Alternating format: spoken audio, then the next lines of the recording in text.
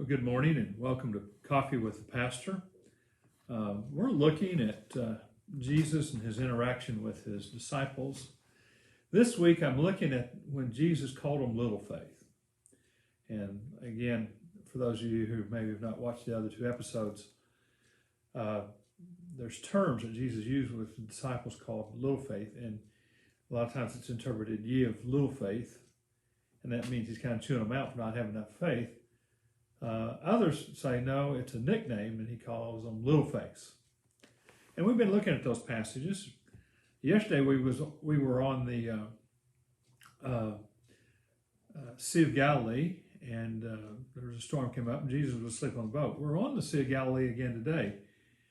Interesting that a lot of teaching took place there on the lake. It was a lake. And it is a lake. If you go with me over there, you'll know.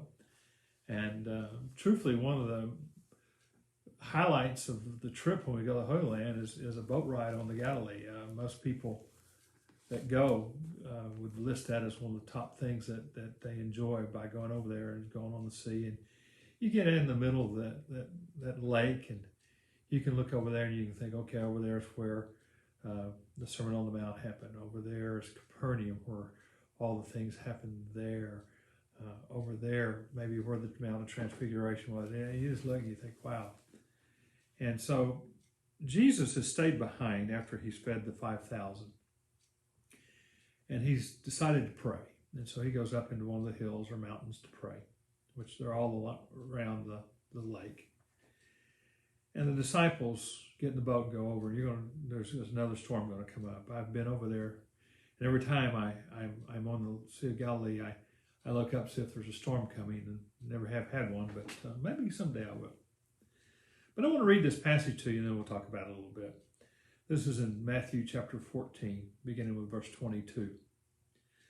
Immediately, Jesus made the disciples get into the boat and go on ahead of him to the other side, while he dismissed the crowd. After he dismissed them, he went up on a mountainside by himself to pray.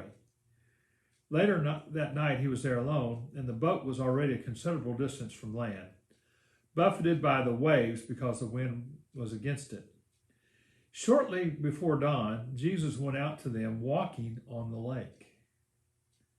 When the disciples saw him walking on the lake, they were terrified. "It's a ghost," they said, and cried out in fear. But Jesus immediately said to them, "Take courage, it is I. Don't be afraid." "Lord, if it's you," Peter replied, "tell me to come to you on the water." "Come," he said. Then Peter got out of the boat, walked on the water, and came toward Jesus. But when he saw the wind, he was afraid, and beginning to sink, cried out, "Lord, save me." Immediately Jesus reached out his hand and caught him. "You of little faith," or little faith, he said, "why did you doubt?" And when they climbed into the boat, the wind died down. Then those who were in the boat worshipped him, saying, "Truly, you are the Son of God." What a great story. It's one of my favorite Bible stories.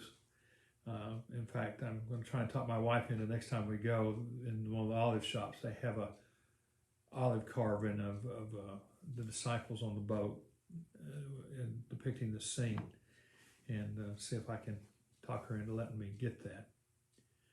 But we see Jesus staying back to pray.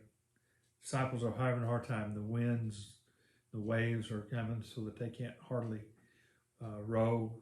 They're caught. And so Jesus starts walking on the water. He just walks on the water, walks right out to them. And they're scared. They think it's a ghost. And he says, "That's not a ghost, it's me." And Peter says, "Lord, if it's really you, let me come to you."